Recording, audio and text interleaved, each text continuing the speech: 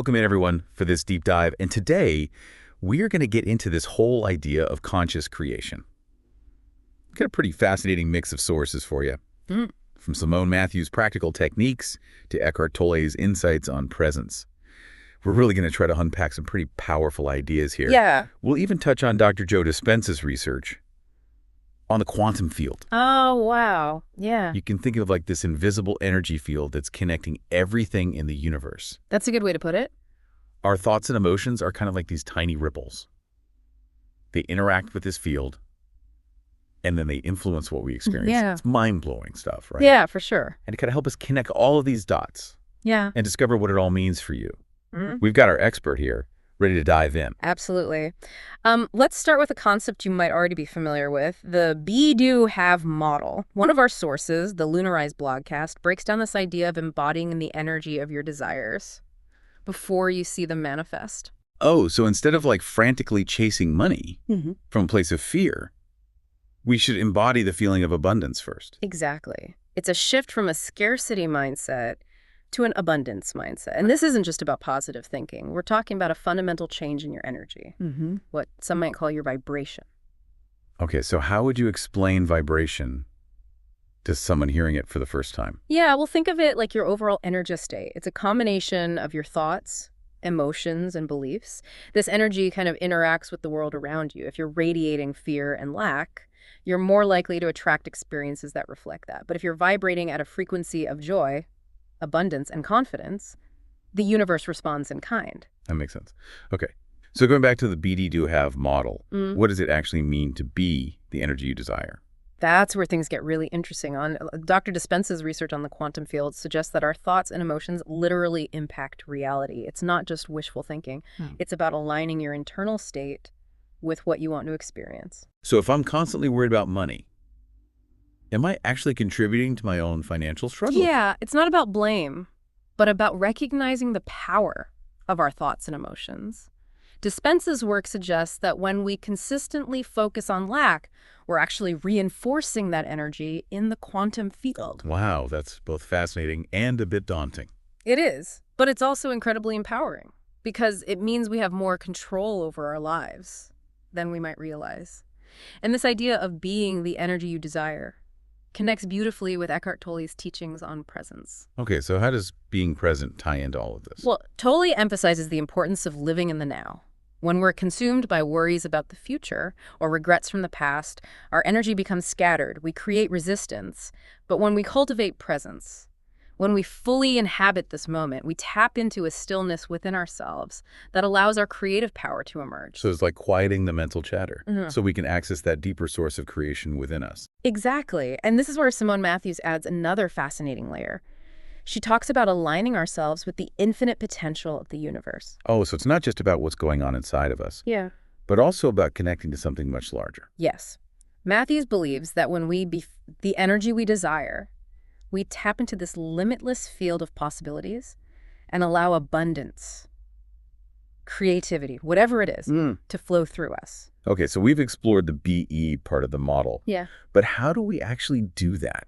How do we shift our energy and embody these states of abundance, peace, or whatever it is we're seeking? It can't just be about thinking happy thoughts all the time, right? You're absolutely right. It's not about denying our challenges or pretending everything is perfect.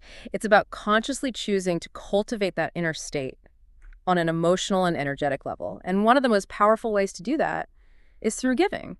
That's interesting. Man, Matthews talks a lot about giving as a key to unlocking abundance, doesn't she? She does. And I think it's because giving shifts our vibration from a place of lack to a place of abundance. So by helping others experience abundance, we somehow become more abundant ourselves. Tell me more about that.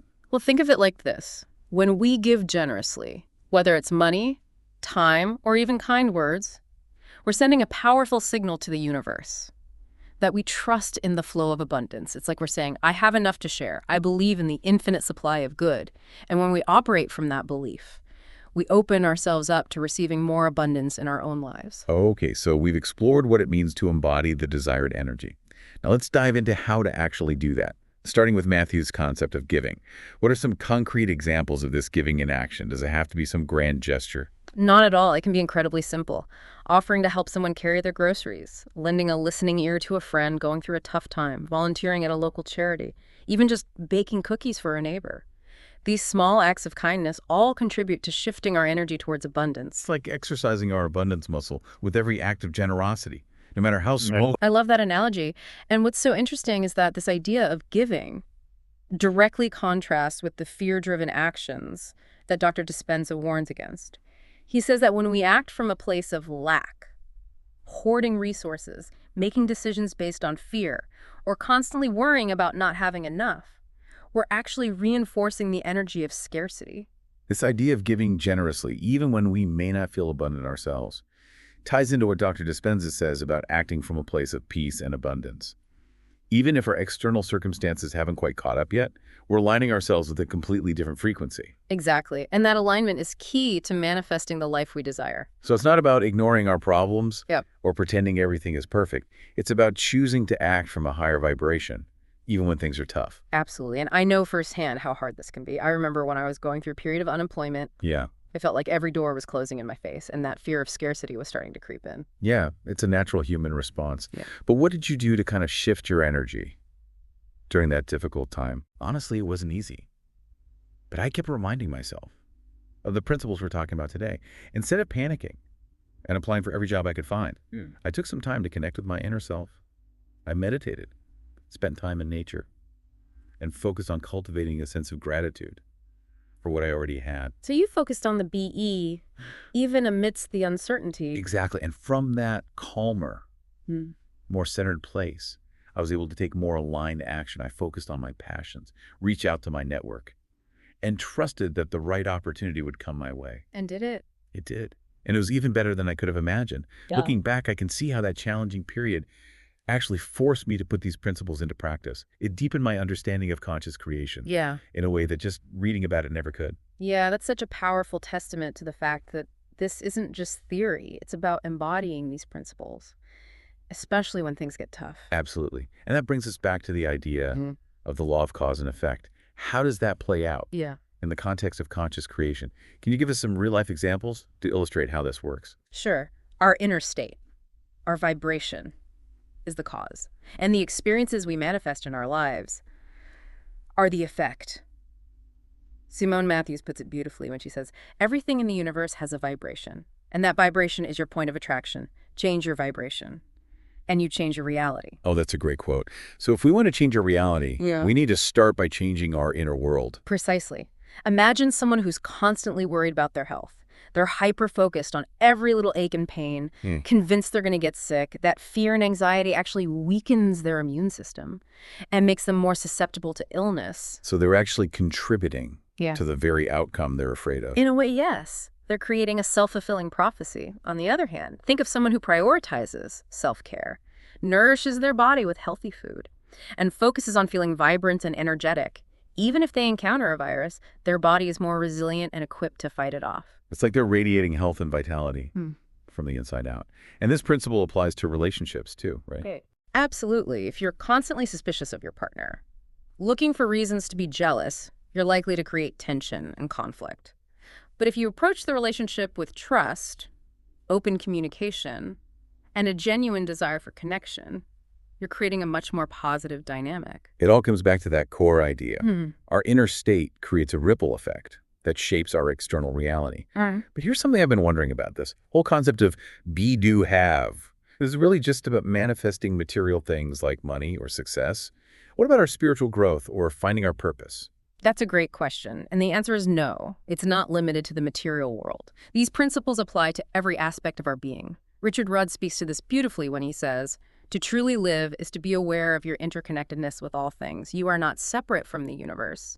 You are the universe expressing itself in human form. So our spiritual evolution is also a form of conscious creation. Absolutely. If you're seeking a deeper connection to your spiritual self, you need to cultivate that desire within. Meditate. Explore different spiritual practices. And be open to guidance. And as you do that, you'll find that the universe will conspire to support your growth. Synchronicities will appear. Teachers will cross your path. And doors will open that you never even knew existed. It's like the universe is always responding to the energy we're putting out, Yeah. whether we're consciously aware of it or not. Exactly. And that's why it's so important to be mindful of our thoughts, beliefs, and emotions, because we're constantly creating, whether we realize it or not. So the key is to become more conscious of what we're creating, Right. to align our inner world with the reality we truly desire. Precisely. It's about recognizing that we're not just passive recipients of our circumstances, but active participants in the unfolding of our lives. And that realization is incredibly empowering. Yeah, you mentioned earlier that you've seen this play out in your own life Yeah. countless times. Do you have a particular example you could share? Oh, so many.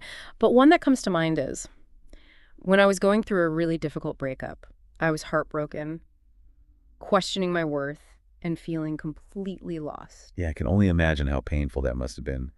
What helped you navigate that experience? Well, instead of spiraling into despair and blaming myself, Yeah. I decided to focus on healing and self-love. I started journaling, practicing yoga, and surrounding myself with supportive friends. So you consciously chose to shift your energy from heartbreak to self-care and healing. Exactly. And as I did that, something amazing happened. Instead of wallowing in sadness, I started to feel a sense of empowerment. I realized that I was strong, resilient, and capable of creating a beautiful life for myself, even without that relationship. And what was the outcome of that shift in your energy? It was incredible. I attracted new friendships, rediscovered passions I had forgotten about, and started making choices that truly aligned with my values. It was like the universe was saying, hey, you're on the right track, keep going. And that's the beauty of conscious creation. It's not about denying our pain or pretending everything is perfect. It's about acknowledging our emotions, processing them, and then consciously choosing to shift our energy towards what we want to experience. Yes. It's like we're alchemists, transforming our pain into power, our fear into faith. I love that analogy. And this brings us back to a point we touched on earlier. You mentioned that our current reality is like a holographic reflection of our inner state. Yeah, it is, isn't it? It means that if we want to change our external circumstances, we need to start by transforming our internal world. Precisely. And it's an ongoing process. It's not like we reach a certain level of consciousness and then everything is magically perfect. There will always be challenges, setbacks, and moments of doubt. So how do we stay on track? How do we keep aligning with that higher vibration, especially when life throws us curveballs? I think it's about cultivating a daily practice of self-awareness. Notice your thoughts. Are they mostly positive or negative? Observe your emotional state. Are you feeling joyful, peaceful, or are you consumed by anxiety and fear? So it's like tuning into our own personal frequency and seeing if it's aligned with the reality we want to create. Exactly. And if you find that your energy is out of whack, don't beat yourself up. Just gently guide yourself back to a more positive, expansive state. Meditation, spending time in nature, practicing gratitude, surrounding yourself with positive people. These are all powerful tools that can help us raise our vibration. It's like we have this incredible toolkit at our disposal, and we just need to remember to use it. Absolutely. And the more we practice, the more natural it becomes. We start to see challenges as opportunities for growth, setbacks as redirection, and even the most difficult experiences as catalysts for transformation. As we wrap up our deep dive into conscious creation, what's the one key message you want our listeners to take away? I would say this. You are more powerful than you realize. You have the ability to shape your reality through the energy you embody and the actions you take. It's not always easy, but it's the most rewarding journey you can embark on. It's about remembering that we're not just victims of our circumstances, but active creators of our own lives. Exactly. And it all starts with that inner shift, that conscious choice to align with the energy of what we truly desire. So if you're ready to step into your power as a conscious creator, start by paying attention to your thoughts, beliefs, and emotions. Ask yourself, are they serving you? Are they aligned with the reality you want to create? And remember, every thought, every feeling, every action is a seed you're planting. Choose wisely. This has been such an inspiring conversation. Thank you for joining us on this deep dive into the art of conscious creation. It's been my pleasure. And to our listener, we encourage you to continue exploring these ideas, experimenting with different techniques, and most importantly, trusting in your own innate power to create the life of your dreams. The journey awaits. Until next time, keep creating and keep shining your light.